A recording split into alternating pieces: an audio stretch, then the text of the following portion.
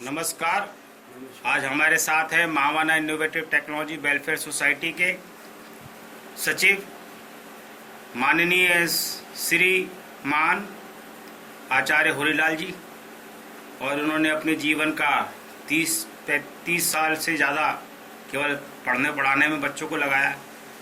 आज हम इनसे बातचीत करेंगे कि इन्होंने अपने जीवन में पढ़ाई लिखाई से संबंधित में, जीवन के संबंधित में क्या सार इन्होंने अर्जित किया। ये हमारे नाना जी हैं और उन्होंने अपने जीवन का जो है एक लंबा समय जो है इसी में ही गुजारा है। समाज सेवा में गुजारा है, बच्चों को पढ़ाने में गुजारा है। सरस्वती शिशु विद्या मंदिर में जो है प्रधानाचार्य के पद से रिटायर्ड है। तो नाना श्री जी, आपका जो है जीवन के प्रति आपका क्या निष्कर्ष निकला? आपके ये 80 साल 85 साल आपने जो जीवन में गुजारे, तो आप अपने आने वाली पीढ़ी के लिए, जिससे कि आपके ज्ञान से, आपके अनुभव से समाज में जो है, हम तो लोग संस्था चलाते हैं, तो समाज में 4, 6, 10 लोग जो है आपकी बात को सुने तो उन्हें क्या निचोड़ ले जीवन के बारे में तो आप कुछ बताएं। देखो भाई, जीवन में प्रेम बहुत बड़ी चीज है और प्रेम का सहारा लेकर के सुधर्म पर आप चलते रहेंगे तो हर दिशा में, हर कार्य में आप सफलता प्राप्त कर पाएंगे। प्रेम जगत का सार और कुछ सार नहीं है। इसलिए मेरा क्या, सत्य का आश्रय लेते हुए प्रेम का व्यवहार करिए। सबसे जो मन में आप चाहते हैं वो होगा, निश्चित होगा, मगर सत्य का आश्रय लेके सुधर्म पे चलिए, कर्म अपने आप बनते रहेंगे। मेरे कहने का मतलब ये है, अभाव से भाव की उत्पत्ति होती है और भावों से सुधर्म पर चल करके जो उसका बिखराव होता है, उसके फूल पत्तियां आते हैं, वो अभाव का नष्ट कर देते, अभाव को नष्ट कर देते हैं।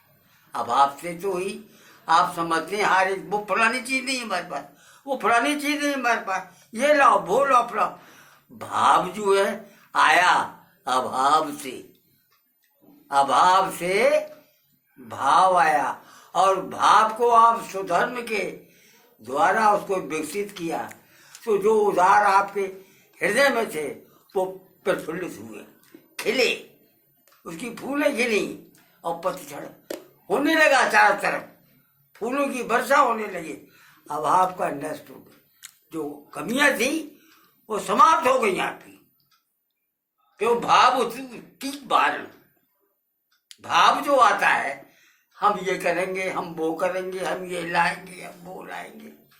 तो मेरे कहने का मतलब ये, सत्य का आश्रय लेते हुए प्रेम का व्यवहार सबसे करिए। पशु पक्षी जीव जंतु हर एक में आत्मा परमात्मा का अंश माना जाता है। तो इस आत्मा को आप आत्मा से जोड़िए, प्रेम का व्यवहार करिए। भगवान भी प्रेम के वशीभूत हो करके आपके द्वार पे आएंगे। जैसे शबरी के घर भगवान राम, यानी कब से रास्ता साफ कर रही थी, इसी आशा में कि मेरे घर राम आएंगे, मेरे घर राम आएंगे। करते करते उसके ध्येय था उसमें आएंगे जरूर, भगवान उसके यहाँ पहुंच गए।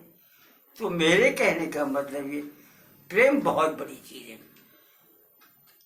वो इस मारे बेरों को खा रही थी, चूस चूस के, खट्टा ना पहुंच जाए, खट्टा ना पहुंच जाए भगवान के आगे, मीठा जाए। भगवान ने देखा, अरे इसे कुछ सूझबूझ नहीं है, कितने प्यार से मुझे खिला रही है। खाते रहे, खाते खा गए। वहां उन्होंने ये नहीं देखा कि ये जंगलवासी है या वनवासी है, कौन है। हाँ, प्यार का व्यवहार। प्यार बहुत बड़ी चीज है संसार में। तो मेरे कहने का मतलब प्यार से मिलिए सबसे, दुनिया में इंसान से, ना जाने किस भेष में बाबा मिल जाए भगवान से। हवाओं का नाश होगा, फूल खिलेंगे, फूल खिलेंगे, तुम फूलोगे, संसार फूलेगा, समाज फूलेगा। प्यार का व्यवहार सब में रखिए। अच्छा, आप ये बताइए कि हमारा जो हम लोग संस्था चलाते हैं तो हमारा लक्ष्य है कि हमारे समाज में अच्छे गुण आए, लोगों के अंदर में हैं? हमारे समाज में अच्छे गुण आए, हाँ हमारे बच्चे पढ़ें, हाँ, अच्छा देश हमारा विकसित होए, ठीक हमारे देश में की तरक्की विदेशों के माफिक हो, ठीक। और हमारे यहाँ पे लोगों की बेरोजगारी ना हो, लोग बच्चे जो है गुणवान होए, बच्चे संस्कारी होए। तो आजकल की जो नई जनरेशन है उसके लिए आपका क्या संदेश है कि भाई समाज में हमें अपने जो है, आपके तो बच्चों के भी बच्चे हो गए, तो जो आजकल के माँ बाप हैं उनको अपने बच्चों को कैसे सोचना चाहिए, बच्चों को माँ बाप की तरफ कैसे नहीं। सोचना चाहिए? माँ बाप जैसे बन गए हैं वो तो बन ही गए हैं, उन पर जैसे संस्कार पड़े हैं ये तो वही जानते होंगे, या जो व्यवहार में आते हैं तब पता लगता है। परंतु जहाँ तक मेरा अपना ख्याल है, अच्छे विचार, अच्छे संस्कार डालने के लिए बच्चों के साथ बैठिए। पंखा हटा दो, उठा कर। लो पंखा ले। हाँ हाँ, तो उस बात को आगे आप बढ़ा रहे थे कि हाँ, बच्चों माँ बाप के जो संस्कार हैं, जो कुछ पढ़े हैं वो तो पढ़ेंगे, ये तो वो जाने, या व्यवहार में जिसके आते हैं वे समझ पाएंगे। परंतु हमें अच्छे संस्कारों में बच्चों को लाना चाहिए और अच्छे ही संस्कार देने चाहिए। कितना ही प्रयास करें तो संस्कार ऐसी चीज है कि जिससे आदमी का उद्धार होता है, समाज का उद्धार होता है। बात यह है, मेरे कहने का मतलब प्यार के वशीभूत होकर के बालक बहुत जल्दी सीखता है, मार से, तोड़ से, डांट से कम सीखता है। वो देख करके, आपके प्यार को देख करके अपने दिल की बात में बता गया। क्योंकि मैंने इसलिए आपको ये बात बताई, एक लड़की थी नेहा, वो एक दिन ऐसे कोई बात करने लगी तो मैंने कहा बेटा ये बता तेरे घर ऐसा कौन करता है? तो उसने कहा मेरे चाचा आग मारते हैं। तो मैंने तो उसने चाचा से सीख ली। मैंने कहा ये अच्छी बात नहीं है, जो कुछ कहना है मुंह से कहो। ऐसे ही एक लड़की नेहा ने मुझसे एक दिन कहा, आचार्य जी मेरे पापा जी मेरी माँ से कह रहे थे ये कंजरी, पापा जी को आप नहीं समझा सकते क्या? मैंने कहा समझाऊंगा, मैंने समझाऊंगा, मेरे कोई बात नहीं। मैंने कहा कंजरी नहीं कहा होगा, कुछ और कहा होगा, क्योंकि ये बात मैंने इसलिए कही, मैं समझ रहा कहा होगा उसने, परंतु मैं उसको बहका रहा था या बहला रहा था। मैं इसलिए कह रहा था कि उसके मन में पिता के प्रति अभाव या किसी के कोई अश्रद्धा ना हो जाए। श्रद्धा रहे उसके, तो मैंने कहा बेटा पापा नहीं कह सकते हैं, तुमने गलत सुना होगा, और अगर ऐसा है तो मैं जानकारी कर लूंगा। अब पापा नहीं कह सकते था। तो कहने अच्छा, कहने अच्छा मान के मैं फिर 2-4 दिन के बाद तुझे बताऊंगा, तेरे घर जाऊंगा, तेरे पापा से मिलूंगा, तेरी माँ से मिलूंगा, तुझसे मिलूंगा, तेरी जीजी सबसे मिलूंगा, तो मैं पता करके बताऊंगा।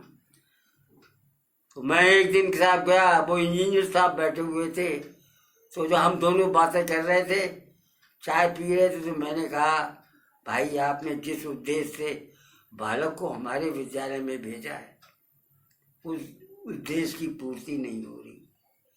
क्यों? घर से अच्छी बात बालक सीख के नहीं जा रहा। कुछ बातें हमारी ऐसी हैं जो हम यहाँ करते हैं और आप लोग अपने हिसाब में करते हैं। ठीक है, बालक है, आप समझिए बालक क्या जाने, मगर बालक बोल नहीं सकता, कुछ कह नहीं सकता, संकोच भी होता है, बोलने की क्षमता भी कम होती है, तो मगर समझता जरूर है। तो आप हमारा थोड़ा सहयोग कर दीजिए, तो हम आपके विचारों का समर्थन करेंगे और आपके बालक के विषय में पूरी पूरी जानकारी और पूरे पूरे अच्छे संस्कार उसको हम देंगे। कहने लगे कैसे? मैंने कहा आप हमारी एक बात मान जाए। पहले कहिए आप। मैंने कहा अच्छा, आप घर के वातावरण में कभी भी अपनी पत्नी से नाराज होने वाली बात अलग है, छोटा मोटी बात, मगर आप शब्द में दिखा कैसे, क्या मतलब? मैंने कहा कि आपने किसी दिन कह दिया वो कंजरी कह दिया, तो मेरे से देखने मैंने कि क्या हम भी कभी कोई बात बातें निकल जाए, जीभ स्लिप हो जाती है, गुस्से में कुछ कह जाते हैं। इसलिए आप कभी इसका ध्यान रखें, बालक है, बालक के सामने अगर कोई बात आप कहेंगे तो बालक समझ जाएगा पापा ने ये बात कही माता जी से या मुझसे या मेरे भैया से, बहन से। तो इसलिए उनका ध्यान रखिए। अच्छे संस्कार का मतलब ये है अच्छी बात ग्रहण करे बालक। वो जो देखेगा वो उसको ज्यादा ग्रहण करता है, जो सुनेगा उसमें तो कम होगा, मगर जो देखेगा। हम वही काम करते हैं, जो काम सब करते हैं वो हम भी करते हैं, मगर हम उस दिशा में जाएं ताकि बालक, हम मान लिया हवा भर रहे हैं पंप में, तो वो देख रहा है पंप से हवा भर रहे हैं, अब वो देख रहा है वो लाइटर से चला रहे हैं, तो हम उससे कहेंगे बेटा देख अकेले मत चलाना, इसमें गैस निकलती है, और ये देख कितना गर्म हो गया, छू के देख जरा, तो वो छू के देख कहाँ गर्म है, मत चलाना। मम्मी से या पापा से पूछ लेना 2-3 बार, जब वो तुम जलाना आ जाए तब जलाना, अकेले मत जलाना, नहीं तो गैस पूरे कमरे में फैल जाएगी और नुकसान हो जाएगा, आग लग जाएगी। तो इस तरीक़ा से बहुत सी बातें ऐसी हैं जो सने सने आती हैं, और अच्छे संस्कार को जो पलते हैं बालक, और बचपन में जो संस्कार पड़ जाते हैं, शिशु से ही बालक भजी से बड़े होते हैं, वो संस्कार कभी नहीं जाते। हमने किसी बालक को पूजा करना नहीं सिखाया, हम पूजा करते थे। एक दिन हमारी बड़ी लड़की प्यार के मारे आके हमारे पीठ पे चिपट गई, गले में हाथ डाल के बैठ गई, तो अब हमारी टूट गई, समाज ही टूट गई। तो हमें मारा झापड़ उनके से चौकलाबाजी खाई, बाहर गिरी जाए, रोने लगी और वो चुपचाप चली। बाद में हमने विचार किया, हमने कहा यार तुम्हें गुस्सा तो आ गई, तुमने मार भी किया, तुमने गलत किया। वो बेचारी देख रही थी, तब से आज तक हमने यह ऐसा कर लिया कि उस समय कोई भी हमसे बोलेगा कुछ कहेगा तो हमें गुस्सा नहीं आनी चाहिए, मगर क्या करें, मानव होने के नाते कभी कभी तैश आ जाता है, तो हम उस पर कंट्रोल करते हैं। गुस्से को जितना आप पिएंगे उतना ही आपके हित में। गुस्सा जो है वो ऐसा दुश्मन है, ऐसा कहर है कि जो बर्बाद कर देता है। गुस्से को पीना बड़ा कठिन बात है, इसलिए प्रेम का व्यवहार अगर आप करेंगे तो सब कुछ संसार में आपने सफल हो जाएगा, और कार्य आपके अच्छे तरीके से बालकों के लिए अच्छी राह पे चलाने के लिए अच्छे विचार दीजिए। अच्छा, प्यार से बोलिए। आजकल के युवा के लिए आजकल बड़ा नौकरी का बहुत झमेला है जल्दी, और कोचिंग का बड़ा आजकल वो चल रहा है। जैसे हमारी संस्था तो जो है बच्चों को फ्री में पढ़ाती है। हमारी संस्था जो है बच्चों के लिए 10-15 हज़ार हम लोगों ने किताबें इकट्ठी की हुई हैं। तो हमारी संस्था जो है 8-9 सालों से बच्चों को सेवा दे रही है, और उसमें बहुत गरीब निम्न वर्गीय परिवारों के बच्चे जो है हमारे यहाँ से लाभ लेते हैं। भले ही हम लोग उनसे 1 रुपया नहीं कमाते और हमें पैसे भी आय का जरिया कोई नहीं है। लेकिन जो है हम लोग को संतुष्टि है कि हम एक जो निम्न नहीं कहना चाहिए, एक जो कह रहे वांछित, जिसको मिल नहीं रहा है, जो वंचित है, एक प्रोसेस से वंचित है, जो एजुकेशन का जो सबको मिलना चाहिए, हर बच्चे का राइट है कि उसे अच्छी शिक्षा मिले, उससे अच्छे मौके मिले, उससे अच्छी गाइडेंस मिले, उससे ज़िंदगी में आगे बढ़ने का मौका मिले। क्योंकि ज़िंदगी तो ऐसी है कि आज है किसी की, कल है, कल पता नहीं किसी को कब कब चल किसी को जाना। तो हम एक जनरेशन में कुछ जो पैदा करते हैं वो अपनी दूसरी जनरेशन के लिए छोड़ के जाते हैं।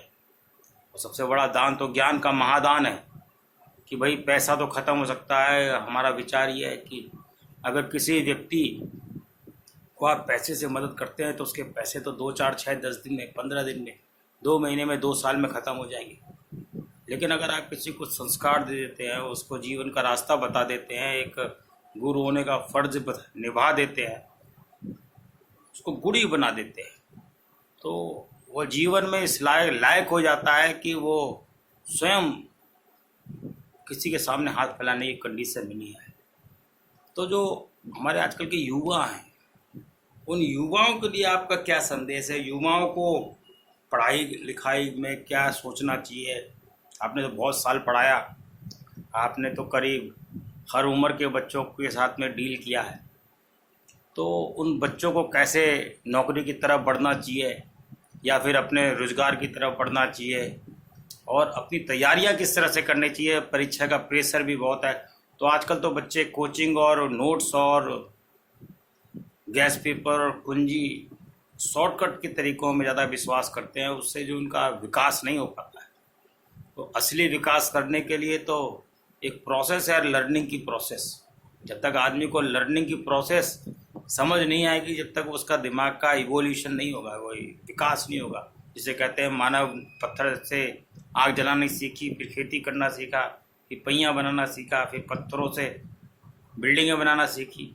तो धीरे धीरे क्रमवश विकास होते होते मनुष्य आज यहाँ पहुँचा है कि मंगल ग्रह पर और बृहस्पति ग्रह पे भी अब आजकल भेजने के चक्कर है, सैटर्न तक वह सूर्य तक भेज रहा है, अपने अस्त्र शस्त्र भेज रहा है, बड़ी बड़ी मशीनें बन रही हैं। तो हमारे जो युवा हैं वो इस देश का विकास तो तभी करेंगे ना जब वो इस लायक हों। अब वो कोचिंग के चक्कर में पड़े होंगे, शॉर्टकट निभा रहे होंगे। अब आपके ज़माने में किस तरीके की पढ़ाई होती थी? जरा आजकल की पढ़ाई को और आजकल की जो मास्टरों का व्यवहार है, आजकल तो दुकानें खुली हुई, आजकल तो कॉलेज भी दुकानों की तरह खुलते हैं, और वहाँ पे जो मालिक बैठा होता है उसका शिक्षा से कोई लेना देना नहीं होता। वो शिक्षा कम, एक व्यवसायी ज़्यादा होता है। तो आप अपने ज़माने के शिक्षकों के बारे में सोच के बताइए। आपके ज़माने में जो शिक्षक थे, उस ज़माने में 8वां पास जो है तहसीलदार हो जाया करता था। उस ज़माने के शिक्षकों में और आजकल के शिक्षकों में एक तो क्या विशेष फ़र्क आया, और दूसरी बात है उस ज़माने के शिक्षक अपने छात्रों को हैंडल कैसे करते थे, और जो उस ज़माने में जो थोड़ा बहुत भी पढ़ जाता था, बात कंपटीशन की नहीं है, तो कंपटीशन उस लेवल पे जितनी शिक्षा के मौके थे उसी रेशियो में नौकरी भी थी। ऐसा नहीं है कि उस ज़माने पे मौके कम थे, तो भाई उस ज़माने के हिसाब से रेशियो तो उस हिसाब से था। कॉलेज कम थे तो फैक्ट्री भी कम थी, नौकरी भी कम थी, कॉलेज भी कम थे। सभी हर व्यक्ति मास्टर नहीं बन सकता था, व्यक्ति इंजीनियर नहीं बन सकता था, क्योंकि इंजीनियर कॉलेज कम थे। लेकिन अब इंजीनियर कॉलेज अगर बड़े हैं तो फैक्ट्रियां भी तो बड़ी हैं, कंपनियां भी तो बड़ी हैं, सरकार के उद्यम भी तो बड़े हैं। और तो अब आप ये बताइए कि फर्क तो केवल रेशियो तो करीब करीब एक ही जैसा है, लेकिन फर्क किस चीज में आया? पढ़ाने के तरीके में और छात्र के समझने में, छात्र की प्रोसेसिंग में। तो आपके समय को देखते हुए और आजकल में आपने जो आजकल बच्चे आपने देखे होंगे सड़कों पे, गली मोहल्ले में कोचिंग में पढ़ के और डिग्रियां लेके सड़कों पे घूम रहे हैं और उनको कुछ मिल नहीं रहा है, तो उस विषय में आपका क्या विचार? देखिए, बात ऐसी है, ये भौतिक बात है। हम अध्यात्मवाद में पढ़े, अब अध्यात्मवाद और भौतिकवाद का समन्वय करिए। इसके लिए गायत्री परिषद की एक अखंड ज्योति निकलती है, उसमें एक चैप्टर आता है विज्ञान का, और इसका तुम्हारे धर्म का स्वधर्म का चैप्टर आता है, अध्यात्म को विज्ञान से जोड़ने का एक चैप्टर आता है। मैंने तो कई बार को पढ़ा और मैं भी कहता हूँ ये बात। मुझे भी किसी ने कहा था, जब मैं सूर्य नारायण को जल चढ़ा रहा था तो उसने बड़ी टॉन्टिंग कर दी और बड़ी गलत मजाक की। मैं उस समय कुछ नहीं कहा, चुप रहा। रात को मैं लेटा रहा, मनन करता रहा। मैंने कहा देखो, एक साथी हमारा था, वो अरविंद आश्रम गया, कलकत्ता से मार्च फैक्ट्री की उसने ट्रेनिंग ली। तो उसने कहा अरविंद आश्रम में गया, तो मुझे ये लगा कि वहाँ पर उन्हें बताया आत्मा का परमात्मा का कैसे मिलन होता, आत्मा का परमात्मा से कैसे मिलन होता। तो उन्होंने कहा निस्वार्थ भाव से अंतरात्मा से भगवान को याद करिए, जिस रूप में याद करेंगे उसी रूप में वो प्रकट होगा। सूर्य नारायण को जल चढ़ाने से लोग कहते क्या लाभ है? सूर्य नारायण को जल चढ़ाने से काले पत्थर के ऊपर ताम्र पात्र से जल चढ़ाएंगे और सूर्य तरफ आप निहारते रहेंगे तो आपकी सबसे पहले तो जल गिरेगा काले पत्थर पर, और ताम्र के लोटा से जो आपने स्पर्श किया हुआ है, आपके शरीरों के जितने कीटाणु हैं, विनाश करने वाले रोगाणु, सबको नष्ट कर देगा। आपका जीवन, आपका तन मन सब आपका निखर जाएगा। ये विज्ञान की बात है। उसके ऊपर क्यों? ताम्र पात्र से, तांबे के लोटे से, तांबे के तारों से बिजली भी करंट दौड़ती है। करंट दौड़ता है बिजली से। उसके सूर्य की किरणों में बैठने से हमारे शरीर के अंदर बहुत सी ऐसी शक्तियां आ जाती हैं जिसे कहते हैं विटामिन डी मिलता है, उससे शरीर पुष्ट होता है। तो उस हिसाब से अध्यात्मवाद को और भौतिकवाद को जोड़िए आप अपने और उसकी तजुर्बा करिए, उसका कहाँ तक सत्य है, जुड़ जाएगा वो। इसी आधार पर हमारे ऋषि मुनियों ने ये बताया था, ये जल चढ़ाना सिखाया था, पूजा करनी सिखाई थी, समझे, ताकि आगे आने वाले समय में न जाने मनुष्य कैसे विचार हों, इस बहाने धर्म से जुड़ा रहेगा तो कुछ ना कुछ ज्ञान उसको बना रहेगा। मैं आपके शिक्षकों के बारे में और आजकल के शिक्षकों के बारे में जानना चाह रहा था। लालच जो है बहुत बुरी बला है। आजकल जो आज का जो शिक्षक है वो धन कमाने में जुटा हुआ है और धन के कारण ही उसका विनाश हो रहा है, उसकी बेइज्जती हो रही है। मैंने खुद देखा, जयपुर इंटर कॉलेज के एक मास्टर ने कोई बात ऐसी कह दी तो उसके शिष्य ने उसको भाई 2-4 झापड़ मार दी और चला गया। मुझे जब पता लगा तो मुझे बहुत दुख हुआ। मैंने कहा, और उसके मैंने कहा तुमने ऐसा व्यवहार क्यों किया शिष्य के साथ में, जो उसकी इतनी हिम्मत।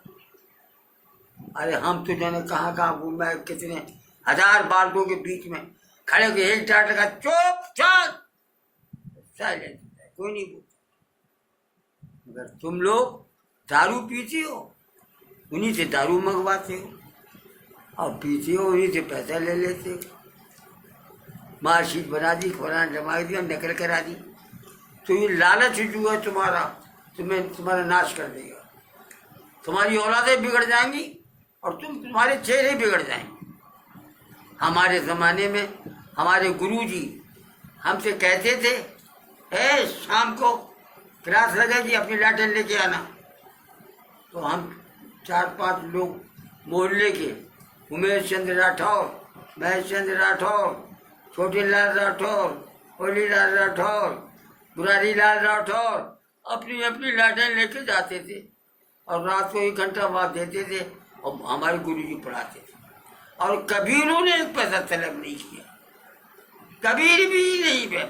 जब पास हुए अच्छे नंबरों से तब मिठाई लेके गए। कहने अरे चलो तुम क्या लाए हो मिठाई।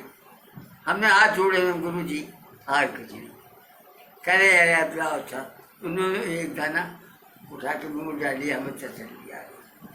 तो हम उस समय के लोग लालची नहीं थे, ना पैसे की तरफ ज़्यादा झुकते थे। वो जानते थे हमारा शिष्य जब आगे जाएगा डिप्टी कलेक्टर या बड़ा अफसर बनेगा हमारा ही तो है वो। हम तो अपनापन है उसके अंदर, उस अध्यापक का अपनापन उसके अंदर रहता था। और यही कारण था कि कई लोग मैंने ऐसे देखे उनके पिताजी चौकीदार और वैसा बेटा बन गया कलेक्टर। जब वे गए वहाँ एकदम तो बेटे ने तुरंत वहाँ से आके पिताजी के पैर छूए। सब लोग भौचक के रह गए अरे ये कैसे, ये क्या हो रहा है। तो उनके पिताजी बड़े अरे तो उनका पिताजी। तो अच्छे संस्कारों में पले हुए बालक जो बचपन में उन संस्कार पड़ गए वो हमेशा बने रहेंगे। कैसी कुसंगत है मगर ये बात हुई है कुसंगत का जोर भयानक होता है, इसे थोड़ा बचाव रखना चाहिए। सत्संग में जाकर के दिखा रहा था। तो आपके जो मास्टर लोग थे आपकी पढ़ाई लिखाई के बारे में बताइए। आपकी जो उस टाइम पे रिसोर्सेज बहुत कम थे। हाँ और ज्यादा चीजें नहीं थी। तो पढ़ते थे घर पे पढ़ते थे और क्या जो दे देते कहते याद करके आना बेटा। याद करने जाते भूल जाते थे तो डांट लगाते नहीं फिर से याद करो उसको। तो जो कुछ भी वो बताते थे हम पढ़ लेते थे और क्लास में भी आगे रहते थे। और कहना हमारे मास्टर हमको प्यार भी करते थे। कोई भी बात होती थी कहते थे बेटा। तो आपके 2 4 6 मास्टरों के नाम बताओ जो कुछ आपको बहुत साल हो गए आपको कुछ 1 2 या के याद आ रहे होंगे ना। हमारे मास्टर साहब सबसे पहले तो जागन लाल थे। वो क्या पढ़ाते थे आपको? छोला के हिंदी पढ़ाते थे। अच्छा, उनको तो गुजरे हुए कितने साल हो गए होंगे? अरे यार बहुत साल हो गए, कम 60 साल से ज्यादा हो गए। अच्छा हाँ 60 साल से ज्यादा हो गए। फिर एक कलावाली खां थे सेथल के मौलवी साहब, उन्होंने भी पढ़ाया। वो क्या पढ़ाते? डांट बहुत मारते थे और बेसिक शिक्षा का ज्ञान देते थे। उसके बाद में प्यारेलाल मास्टर आए, प्यारेलाल ने भी हिंदी पढ़ाई। उसके बाद में हमारे और अरे कई मास्टर आए भाई, उनके नाम मैं भूल रहा हूँ इस समय। उन्होंने बहुत प्यार भी दिया और सिखाया और बहुत प्यार से सिखाते थे, मगर गलत काम करते तो डांटते भी थे। आपके स्कूलों में पिटाई वगैरह हुआ करती थी? हाँ हो जाती थी।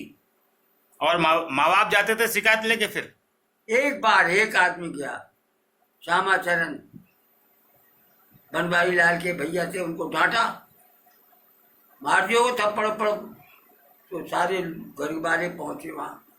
उन्होंने कहा देखो जी तुम इसके पिताजी हो, हमारा ये शिष्य चेला है, हम इसको ज्ञान दे रहे हैं और जैसे भी देंगे इसके अंदर ठोक ठोक के भरेंगे और तुम लड़ाई लड़ने के लिए आओ, मारो डंडा मेरे, डंडा मारो मेरे, डंडा मारो। मैं तुम्हारे लड़के को मारा, तुम्हारे लड़के को नहीं माना मैं, तुम्हारे लड़के मुझे क्या मतलब। मैं तो अपने शिष्य को ध्यान देने की वजह से उसे डांटा फटकारा मारा मैंने। तो सारे सब के सब शर्मसार होकर के वापिस चले आए। जब उन्होंने कहा हमने तुम्हारे लड़के को नहीं, तुम्हारे लड़के को होता तुम्हारे घर जाता मारता। मैं तो अपने शिष्य को पढ़ा रहा था, ज्ञान दे रहा था। तुम्हें इतनी गुस्सा होने की बात, ये मैं मानता हूँ रिश्ते में तुम्हारा बेटा है, और तुमने मुझे सौंपा है, कागले सौंपा, कागले सौंपा गलत बात पढ़ाने के लिए, गलत बात करने के लिए, गलत काम करने के लिए।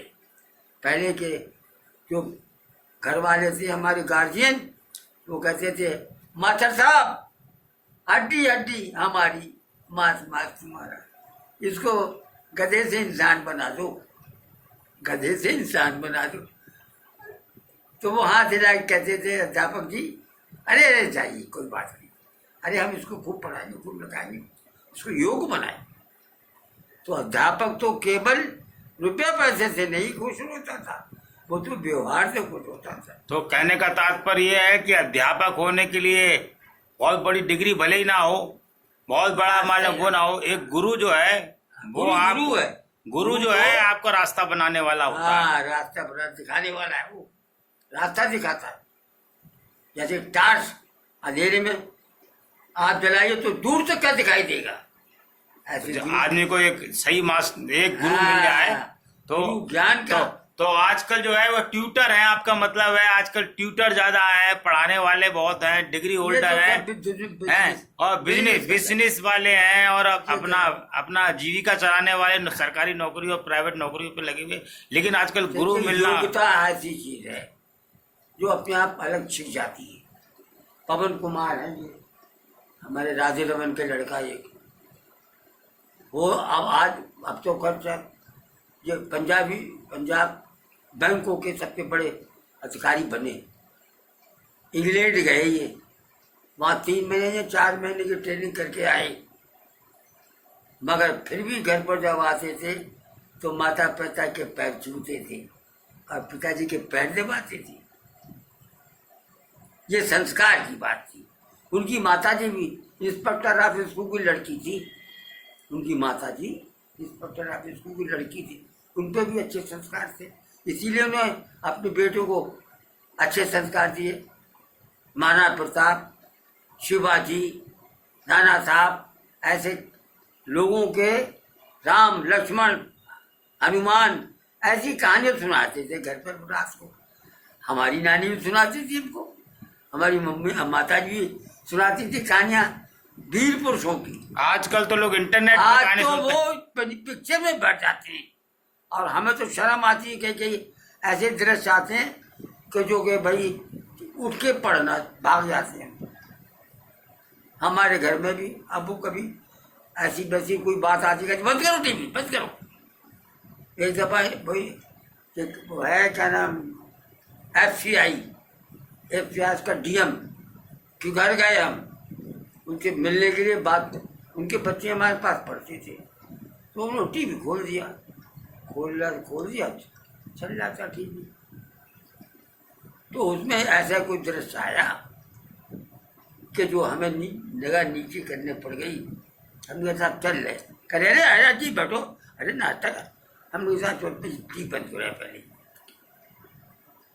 तो कहले क्यों, बंद करो तभी नाश्ता कर पाएंगे। मैंने कहा बात ये है, तुम्हारी लड़की बैठी है, तुम्हारी बीवी बैठी है,